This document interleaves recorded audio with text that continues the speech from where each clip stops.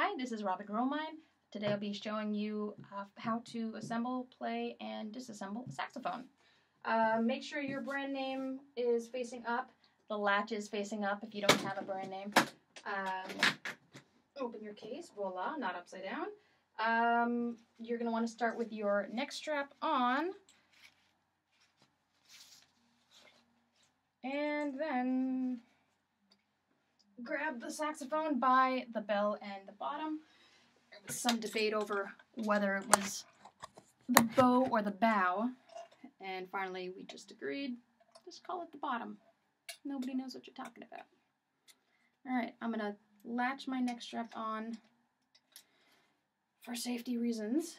I'm going to tighten it a bit. I'll tighten it again more later. I will take that off and loosen my neck screw and put my mouthpiece, or sorry, my neck on.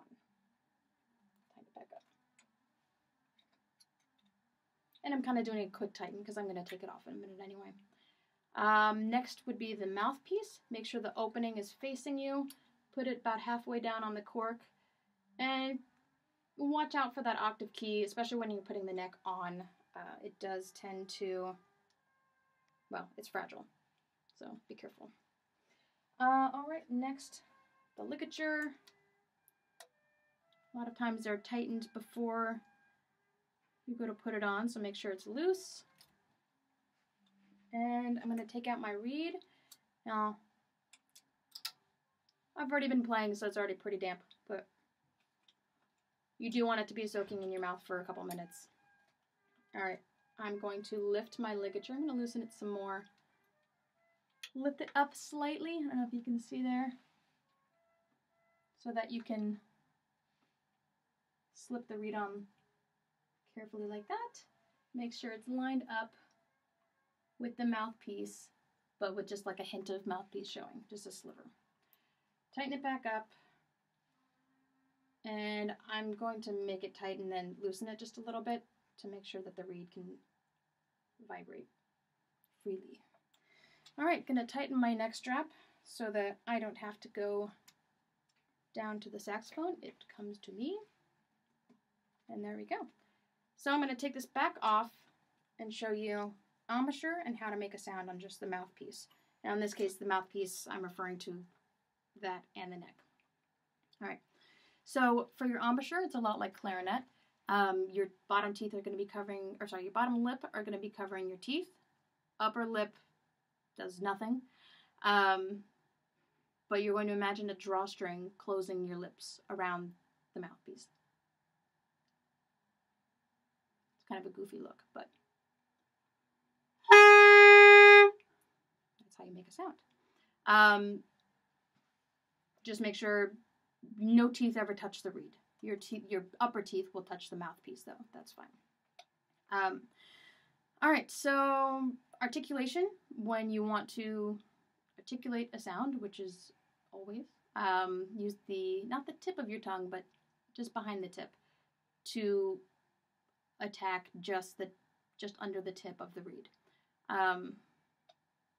So here meets there. Oh, excuse me.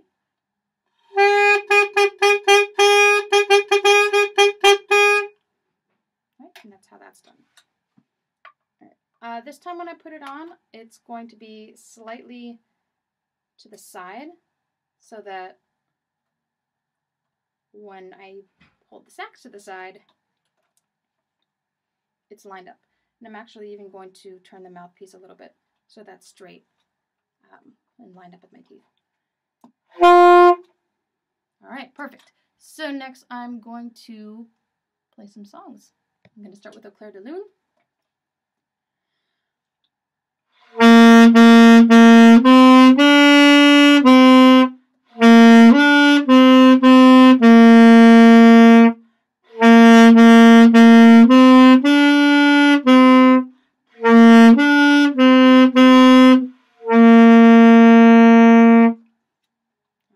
think my decrescendo was a little too dramatic, but that's okay. Alright, next we have Little Tom Tinker, cute little piece in 6/8. more lively.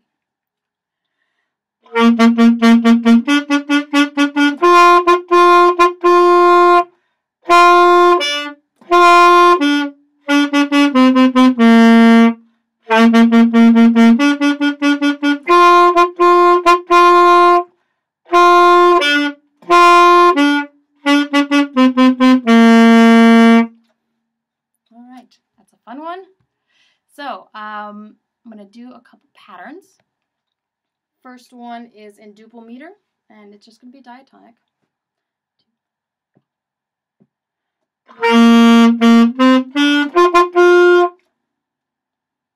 All right, and the next one is in triple meter, and is chromatic.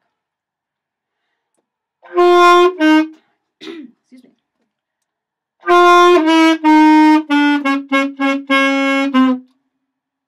That's the one. So, I have done all that, so now it's time to disassemble. What a short practice. Just kidding. All right, so first thing to come off is the reed. First one on, or last one on, first one to go. In a perfect world, you would air dry this guy, but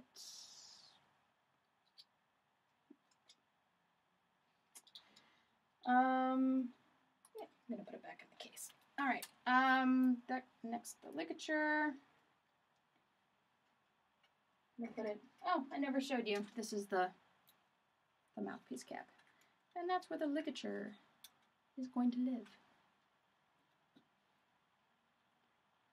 Use the mouthpiece back on. Now, again, in a perfect world, everyone would have a swab in their case, but I do not have a cleaning swab. Spit will generally just get sucked out the top, and when you do swab, it would go through the bottom, through the bell, about the top.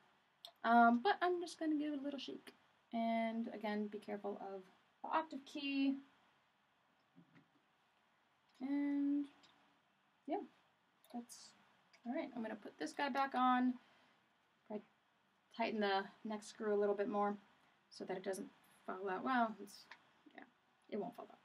All right, unlatch my neck strap and put this guy back in, same way we took it out, bell and bottom. What do you think? Bow, bow? Let's take a pull. All right. I loosen my neck strap some more and I'm gonna put it back in the case. That's all. I'm just gonna close it same way. Make sure everything is in. Close my latch, and thank you for watching.